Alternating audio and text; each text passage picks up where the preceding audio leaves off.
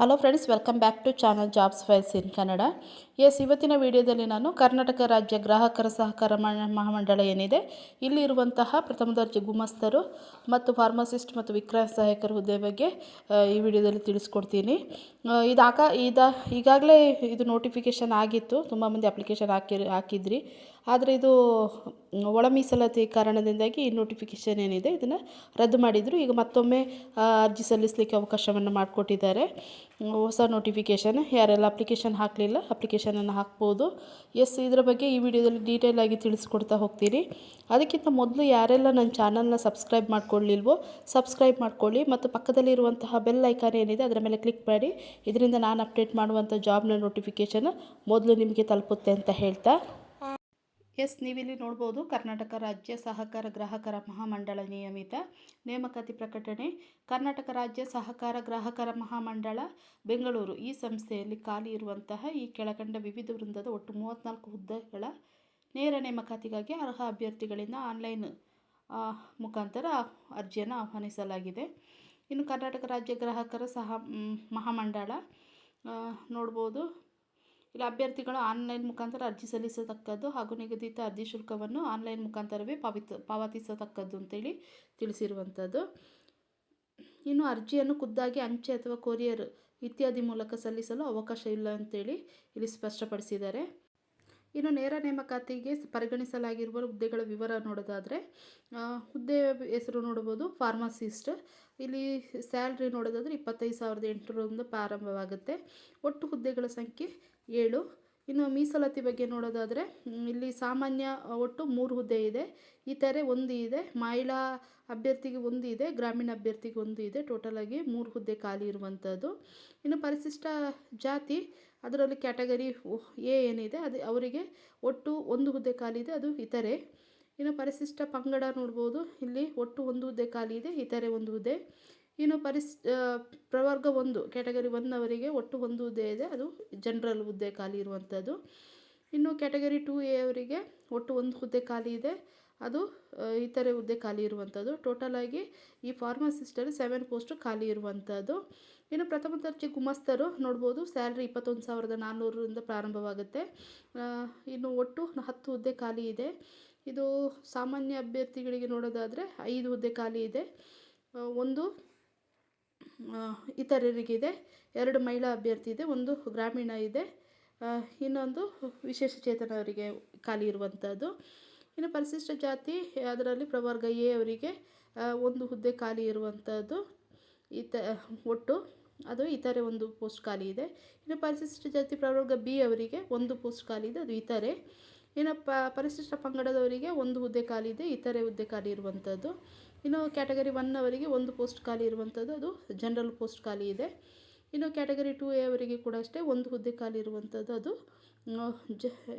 GM post ಖಾಲಿ ಇರುವಂಥದ್ದು. Total ಆಗಿ 10 ಹುದ್ದೆ ಈ ಪ್ರಥಮ ದರ್ಜೆ ಗುಮಾಸ್ತರು ಖಾಲಿ ಇರುವಂಥದ್ದು.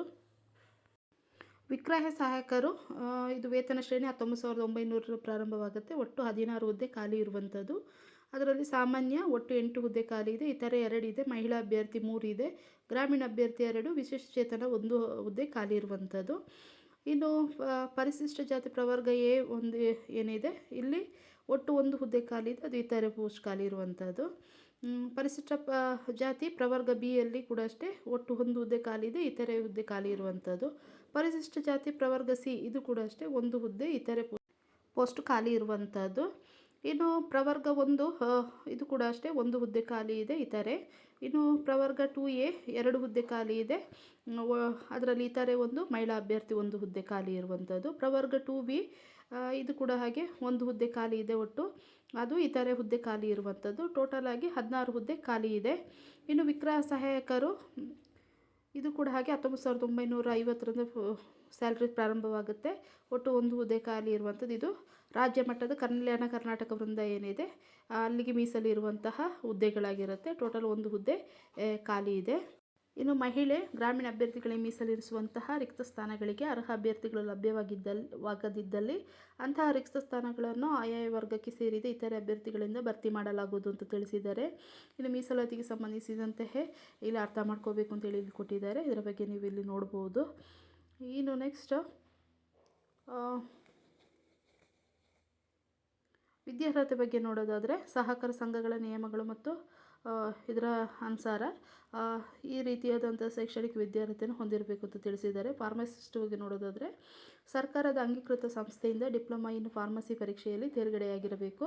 ಕಂಪ್ಯೂಟರ್ ಆಪರೇಷನ್ ಮತ್ತು ಅಪ್ಲಿಕೇಶನಲ್ಲಿ ಜ್ಞಾನ ಹೊಂದಿರಬೇಕು. ಕನ್ನಡವನ್ನು ಓದುವ ಸಾಮರ್ಥ್ಯದ ಜೊತೆ ಕನ್ನಡ ಜ್ಞಾನ, ಬರೆಯುವಿಕೆ, ಕನ್ನಡವನ್ನು ಸ್ಪಷ್ಟವಾಗಿ ಮಾತನಾಡಬೇಕು ಮತ್ತು ಅರ್ಥ ಮಾಡಿಕೊಳ್ಳಬೇಕು ಅಂತ ತಿಳಿಸಿದ್ದಾರೆ.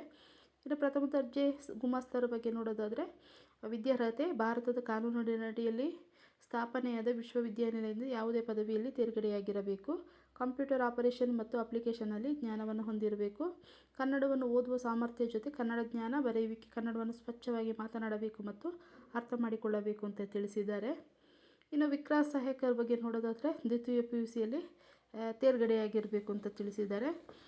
ಅಷ್ಟೇ ಅಲ್ಲ, ಕಂಪ್ಯೂಟರ್ ಆಪರೇಷನ್ ಮತ್ತು ಅಪ್ಲಿಕೇಶನಲ್ಲಿ ಜ್ಞಾನವನ್ನು ಹೊಂದಿರಬೇಕು. ಕನ್ನಡವನ್ನು ಓದುವ ಸಾಮರ್ಥ್ಯ ಜೊತೆ ಕನ್ನಡ ಜ್ಞಾನ, ಬರೆಯುವಿಕೆ, ಕನ್ನಡವನ್ನು ಸ್ಪಷ್ಟವಾಗಿ ಮಾತನಾಡಬೇಕು ಮತ್ತು ಅರ್ಥ ಮಾಡಿಕೊಳ್ಳಬೇಕು ಅಂತೇಳಿ ತಿಳಿಸಿದ್ದಾರೆ. ಇಲ್ಲಿ ನೀವು ನೋಡ್ಬೋದು. ಇನ್ನು ಏಜ್ ಲಿಮಿಟ್ ನೋಡೋದಾದರೆ ಸಾಮಾನ್ಯ ವರ್ಗ ಏನಿದೆ ಅವರಿಗೆ ಕನಿಷ್ಠ ಅಂದರೆ 18 ವರ್ಷ ತುಂಬಿರಬೇಕು. ಗರಿಷ್ಠ ಅಂದರೆ 38 ವರ್ಷ ಮೀರಿರಬಾರ್ದು. ಇಲ್ಲಿ 3 ವರ್ಷಗಳ ವಯಸ್ಸಿನ ಸಡಿಲಿಕೆ ಕೊಟ್ಟಿದ್ದಾರೆ. ಹಾಗಾಗಿ 35 ಇದ್ದಿದ್ದು ಈಗ 38 ವರ್ಷ ಮೀರಿರಬಾರ್ದು. ಇನ್ನು category 2A, 2A, 2B, 3A, 3B ಅವರಿಗೆ 18 ವರ್ಷ ತುಂಬಿರಬೇಕು. 41 ವರ್ಷ ಮೀರಿರಬಾರ್ದು. ಇದು SC, ST ಕ್ಯಾಟಗರಿ 1 ಏನಿದ್ದಾರೆ ಅವರಿಗೆ 18 ವರ್ಷ ತುಂಬಿರಬೇಕು ಮತ್ತು 43 ವರ್ಷ ಮೀರಿರಬಾರ್ದು. ಈ ರೀತಿಯಾಗಿ ವಯಸ್ಸಿನ ವಯೋಮಿತಿಯಲ್ಲಿ ಸಡಿಲಿಕೆಯನ್ನು ಕೊಟ್ಟಿದ್ದಾರೆ. ಇನ್ನು ವಿಕಲಚೇತನರಿಗೆ 10 ವರ್ಷಗಳ ವಯೋಮಿತಿಯಲ್ಲಿ ಸಡಿಲಿಕೆ ಇರುತ್ತೆ. ವಿಧವೆಯರಿಗೆ 10 ವರ್ಷ ವಯೋಮಿತಿಯಲ್ಲಿ ಸಡಿಲಿಕೆ ಇರುತ್ತೆ. ಮಾಜಿ ಸೈನಿಕರಿಗೆ ಮಿಲಿಟರಿಯಲ್ಲಿ ಸೇವೆ ಸಲ್ಲಿಸಿದ ಅವಧಿಗೆ ಅಂತ ಹೇಳಿದ್ದಾರೆ. ಇನ್ನು ಅರ್ಜಿ ಶುಲ್ಕ ಬಗ್ಗೆ ನೋಡೋದಾದರೆ SC, ST ಇನ್ನು ಕ್ಯಾಟಗರಿ 1 ಏನಿದೆ ಅವರಿಗೆ 500 ರೂಪಾಯಿಗಳಿರುತ್ತೆ ಪ್ಲಸ್ ಗೇಟ್ವೇ ಚಾರ್ಜಸ್ ಅಂತ ಹೇಳಿ ಇರುತ್ತೆ. ಇನ್ನು ಇತರೆ ವರ್ಗದ ಅಭ್ಯರ್ಥಿಗಳಿಗೆ 1000 ರೂಪಾಯಿ ಫೀಸ್ ಇರುತ್ತೆ. ಅಷ್ಟೆಲ್ಲ ಗೇಟ್ವೇ ಚಾರ್ಜಸ್ ಇರುತ್ತೆ. ಇನ್ನು ಅರ್ಜಿ ಸಲ್ಲಿಸಲು ಮತ್ತು ಪ್ರಾರಂಭದ ದಿನಾಂಕ ಮತ್ತು ಕೊನೆಯ ದಿನಾಂಕ ನೋಡೋದಾದರೆ ಅರ್ಜಿ ಸಲ್ಲಿಸಲು ಪ್ರಾರಂಭದ ದಿನಾಂಕ 9/1/2026. ಇನ್ನು ಅರ್ಜಿ ಸಲ್ಲಿಸಲು ಕೊನೆಯ ದಿನಾಂಕ ಮತ್ತು ಶುಲ್ಕ ಪಾವತಿ ಮಾಡಲು ಕೊನೆಯ ದಿನಾಂಕ ನೋಡೋದಾದರೆ 7/2/2026 ಫೆಬ್ರವರಿ 7ನೇ ತಾರೀಕಿಗೆ ಲಾಸ್ಟ್ ಡೇಟ್ ಆಗಿರುತ್ತೆ. ಕೆಲವೊಂದು ಸೂಚನೆಗಳನ್ನು ಇಲ್ಲಿ ಕೊಟ್ಟಿದ್ದಾರೆ. ಅಭ್ಯರ್ಥಿಗಳು ಆನ್ಲೈನ್ ಮುಖಾಂತರನೇ ಅರ್ಜಿ ಸಲ್ಲಿಸಬೇಕು ಅಥವಾ ಖುದ್ದಾಗಿ ಅಥವಾ ಅಂಚೆ ಮೂಲಕ, ಕೊರಿಯರ್ ಮೂಲಕ ಅರ್ಜಿ ಸಲ್ಲಿಸಲು ಅವಕಾಶ ಇಲ್ಲ ಅಂತ ತಿಳಿಸಿದ್ದಾರೆ. ಅಭ್ಯರ್ಥಿಗಳು ಒಂದು ಹುದ್ದೆಗೆ ಒಂದೇ ಅರ್ಜಿ ಸಲ್ಲಿಸಬೇಕು. ಒಂದಕ್ಕಿಂತ ಹೆಚ್ಚಿನ ಹುದ್ದೆಗೆ ಅರ್ಜಿ ಸಲ್ಲಿಸಲು ಇಚ್ಛಿಸಿದಲ್ಲಿ ಅಂತಹ ಅಭ್ಯರ್ಥಿಗಳು ಒಂದೇ ನೋಂದಣಿ ಸಂಖ್ಯೆ ಅಡಿಯಲ್ಲಿ ಪ್ರತಿ ಹುದ್ದೆಗೆ ಪ್ರತ್ಯೇಕವಾಗಿ ಅರ್ಜಿ ಶುಲ್ಕವನ್ನು ಪಾವತಿಸಬೇಕು ಅಂತೇಳಿ ತಿಳಿಸಿದ್ದಾರೆ. ಇನ್ನು ಅಭ್ಯರ್ಥಿಗಳು ಅರ್ಜಿಯನ್ನು ವೆಬ್ಸೈಟ್ನಲ್ಲಿ ತಿಳಿಸಿರುವ ಸೂಚನೆಗಳ ಅನ್ವಯ ಮಾತ್ರ ಭರ್ತಿ ಮಾಡತಕ್ಕದ್ದು. ಆನ್ಲೈನಲ್ಲಿ ನೀವು ಅರ್ಜಿಯನ್ನು ಸಲ್ಲಿಸುವ ಸಂದರ್ಭದಲ್ಲಿ ಏನು ಅಪ್ಲೋಡ್ ಮಾಡ್ತೀರಾ ಡಾಕ್ಯುಮೆಂಟು ಅದು ಸ್ಪಷ್ಟವಾಗಿ ಕಾಣುವಂತೆ ಮತ್ತು ಓದಲು ಸಾಧ್ಯವಾಗುವಂತೆ ಸ್ಕ್ಯಾನ್ ಮಾಡಿ ಅಪ್ಲೋಡ್ ಮಾಡಬೇಕು. ಸ್ಪಷ್ಟತೆ ಇರುವ ದಾಖಲಾತಿಯನ್ನು ಅಪ್ಲೋಡ್ ಮಾಡಿದ್ದಲ್ಲಿ ಅಂತಹ ಅರ್ಜಿಯನ್ನು ತಿರಸ್ಕರಿಸಲಾಗುವುದು ಅಂತ ತಿಳಿಸಿದ್ದಾರೆ. ಅಭ್ಯರ್ಥಿಗಳು ಅಪೂರ್ಣ, ಅಸ್ಪಷ್ಟ, ತಪ್ಪು ಮಾಹಿತಿ ನೀಡಿ ಅರ್ಜಿ ಸಲ್ಲಿಸಿದಲ್ಲಿ ಅಂತಹ ಅರ್ಜಿಗಳನ್ನು ತಿರಸ್ಕರಿಸಲಾಗುವುದು ಅಂತ ತಿಳಿಸಿದ್ದಾರೆ. ನೇಮಕಾತಿ ಪ್ರಕ್ರಿಯೆ ಮುಗಿಯುವವರೆಗೆ ಅರ್ಜಿಯಲ್ಲಿ ನಮೂದಿಸಿರುವ ಅಂಚೆ ವಿಳಾಸ, ಮೊಬೈಲ್ ನಂಬರ್ ಮತ್ತು ಇಮೇಲ್ ID ಮೂಲಕವೇ ಸಂಪರ್ಕಿಸಲಾಗುವುದು ಅಂತ ತಿಳಿಸಿದ್ದಾರೆ. ಹಾಗಾಗಿ ನೀವೇನು ಅಪ್ಲಿಕೇಶನ್ ಹಾಕ್ತೀರಾ ಆವಾಗ ವ್ಯಾಲಿಡ್ ಆಗಿರುವಂಥ ಇಮೇಲ್ ID ಇರ್ಬೋದು, ಮೊಬೈಲ್ ನಂಬರ್ ಇರ್ಬೋದು ಮತ್ತು ಪರ್ಮನೆಂಟ್ ಅಡ್ರೆಸ್ ಏನಿದೆ ಇದನ್ನೇ ಕೊಡಿ ನೀವು. ಇನ್ನು ಸಂಸ್ಥೆಯು ಅಭ್ಯರ್ಥಿಯೊಂದಿಗೆ ಯಾವುದೇ ಪತ್ರ ವ್ಯವಹಾರ ನಡೆಸುವುದಿಲ್ಲ ಅಂತ ತಿಳಿಸಿದ್ದಾರೆ. ಇನ್ನು ನಿಗದಿತ ಶುಲ್ಕ ಸಂದಾಯ ಮಾಡದಿದ್ದಲ್ಲಿ ಅಂತಹ ಅರ್ಜಿಗಳನ್ನು ತಿರಸ್ಕರಿಸಲಾಗುವುದು ಮತ್ತು ಪಾವತಿಸಿದ ಶುಲ್ಕವನ್ನು ಯಾವುದೇ ಕಾರಣಕ್ಕೂ ಹಿಂದಿರುಗಿಸಲಾಗುವುದಿಲ್ಲ ಅಂತ ತಿಳಿಸಿದ್ದಾರೆ. ಹಾಗಾಗಿ ಡೇಟ್ ಏನಿದೆ ಆ ಡೇಟ್ ಒಳಗಡೆ ನೀವು ಪೇಮೆಂಟ್ ಮಾಡಿ, ನಂತರ ಮಾಡಿದ್ರೆ ನಿಮ್ಮದು ಅಪ್ಲಿಕೇಶನ್ ಅಕ್ಸೆಪ್ಟ್ ಮಾಡ್ಕೊಳ್ಳೋದಿಲ್ಲ ಅವರು. ಇನ್ನು ಕೆಲವೊಂದು ಇನ್ಸ್ಟ್ರಕ್ಷನ್ಸ್ ಎಲ್ಲ ಕೊಟ್ಟಿದ್ದಾರೆ ಇಲ್ಲಿ, ಸೂಚನೆಗಳನ್ನು, ಫಾರ್ಮೇಟ್ ಎಲ್ಲ ಯಾವ ರೀತಿ ಇರಬೇಕು ಅಂತೆಲ್ಲ. ಆಮೇಲೆ ಇಲ್ಲಿ ನೋಡ್ಬೋದು ಲಿಖಿತ ಪರೀಕ್ಷೆ ಬಗ್ಗೆ ನೋಡೋದಾದರೆ ಫಾರ್ಮಸಿಸ್ಟ್ ಇರ್ಬೋದು, ಪ್ರಥಮ ದರ್ಜೆ ಸಹಾಯಕರು ಮತ್ತು ವಿಕ್ರಯ ಸಹಾಯಕರ ಹುದ್ದೆಗೆ ಲಿಖಿತ ಪರೀಕ್ಷೆ ನಡೆಸಲಾಗುವುದು ಅಂತ ಹೇಳಿದ್ದಾರೆ. ಕನ್ನಡ ಭಾಷೆಗೆ 50 ಅಂಕಗಳಿರುತ್ತೆ. ಸಾಮಾನ್ಯ ಆಂಗ್ಲ ಭಾಷೆಗೆ 25 ಅಂಕಗಳಿರುತ್ತೆ. ಸಾಮಾನ್ಯ ಜ್ಞಾನಕ್ಕೆ 25 ಅಂಕಗಳಿರುತ್ತೆ. ಸಹಕಾರಿ ವಿಷಯಗಳಿಗೆ 50 ಅಂಕಗಳಿರುತ್ತೆ. ಭಾರತ ಸಂವಿಧಾನ 25 ಅಂಕಗಳಿರುತ್ತೆ. ಇನ್ನು ಸಮಾಜಯುಕ್ತವಾದ ಚಟುವಟಿಕೆಗಳು ಹಾಗೂ ವಸ್ತುನಿಷ್ಠ ವಿಷಯಗಳ ಬಗ್ಗೆ ಇದಕ್ಕೆ 25 ಅಂಕಗಳಿರುತ್ತೆ. ಒಟ್ಟು 200 ಅಂಕಗಳಿಗೆ ಎಕ್ಸಾಮನ್ನು ನಡೆಸುವಂಥದ್ದು. ಇನ್ನು ಕೆಲವೊಂದು ಡೀಟೇಲ್ ಇಲ್ಲಿ ಕೊಟ್ಟಿದ್ದಾರೆ. ಅಪ್ಲಿಕೇಶನ್ ಹಾಕ್ಲಿಕ್ಕಿಂತ ಮುಂಚೆ ಈ ನೋಟಿಫಿಕೇಷನ್ ಇದೆ, ಇದನ್ನು ಕ್ಲಿಯರಾಗಿ ಓದ್ಕೊಳ್ಳಿ, ಆಮೇಲೆ ಅಪ್ಲಿಕೇಶನ್ ಹಾಕಿ ಅಂತ ಹೇಳ್ತಾ ಇವತ್ತಿನ ವಿಡಿಯೋದಲ್ಲಿ ನಾನು ಗ್ರಾಹಕರ ಸಹಕಾರ ಮಂಡಳಿ ಏನಿದೆ ಇದರಲ್ಲಿರುವಂತಹ ಪ್ರಥಮ ದರ್ಜೆ ಸಹಾಯಕರಿರ್ಬೋದು, ವಿಕ್ರಯ ಸಹಾಯಕರಿರ್ಬೋದು ಅಥವಾ ಫಾರ್ಮಸಿಸ್ಟ್ ಈ ಹುದ್ದೆ ಬಗ್ಗೆ ಈ ವಿಡಿಯೋದಲ್ಲಿ ಸಂಪೂರ್ಣವಾಗಿ ಮಾಹಿತಿಯನ್ನು ತಿಳಿಸ್ಕೊಟ್ಟಿದ್ದೀನಿ. ಈ ವಿಡಿಯೋ ನಿಮಗೆ ಇಷ್ಟವಾದರೆ ಒಂದು ಲೈಕ್ ಕೊಡಿ, ಹಾಗೆ ಇದರ ಅಗತ್ಯ ಇರುವವರಿಗೆ ಶೇರ್ ಮಾಡ್ಕೊಳ್ಳಿ ಅಂತ ಹೇಳ್ತಾ ಥ್ಯಾಂಕ್ ಯು ಫಾರ್ ವಾಚಿಂಗ್.